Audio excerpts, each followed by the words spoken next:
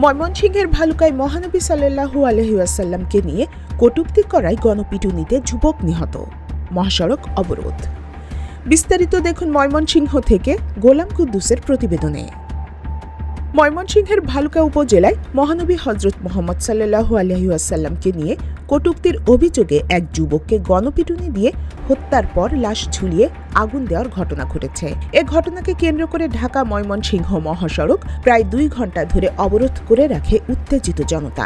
নিহত যুবকের নাম দীপুচন্দ্র দাস।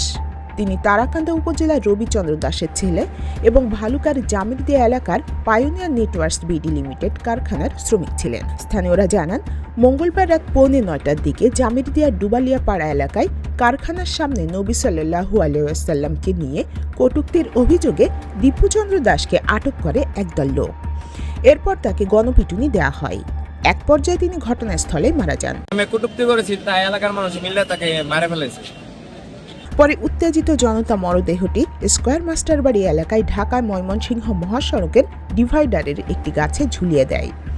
এরপর মহাসড়ক অবরোধ করে উল্লাস করতে থাকে এবং মরদেহে আগুন ধরিয়ে দেয়। এতে মহাসড়কের 2 পাশে প্রায় 30 কিলোমিটার দীর্ঘ যানজটের সৃষ্টি হয়। খবর পেয়ে পুলিশ, সেনাবাহিনী ও উপজেলা নির্বাহী কর্মকর্তা সহ প্রশাসনের ঊর্ধ্বতন কর্মকর্তারা ঘটনাস্থলে পৌঁছে পরিস্থিতি নিয়ন্ত্রণে আনেন। পরে অবরোধ তুলে নেওয়া হলে ধীরে ধীরে যান চলাচল স্বাভাবিক হয়। এই ঘটনাগুলো ঘটেছে, এগুলো সকল কিছুরই আইনি প্রক্রিয়া আছে।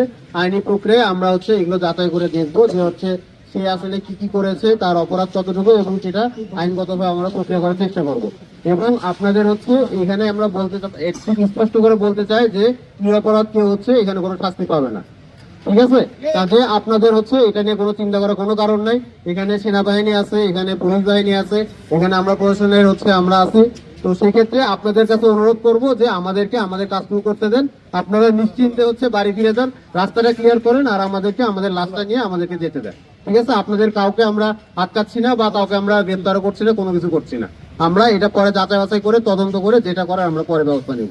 এ ঘটনায় অতিরিক্ত পুলিশ সুপার আব্দুল্লাহ আল মামুন বলেন, পরিস্থিতি বর্তমানে নিয়ন্ত্রণে রয়েছে। ঘটনার সঙ্গে জড়িতদের শনাক্ত করে আইনের আওতায় আনার প্রক্রিয়া চলমান রয়েছে। হত্যাকাণ্ডটি ঘটেছে, আমরা সেই ডেড বডিকে আমাদের কাছে নিয়ে এসেছি এবং আইনগত ব্যবস্থা চলমান আছে।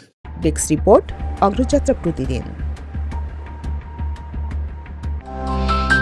অগ্রযাত্রা প্রতিদিন,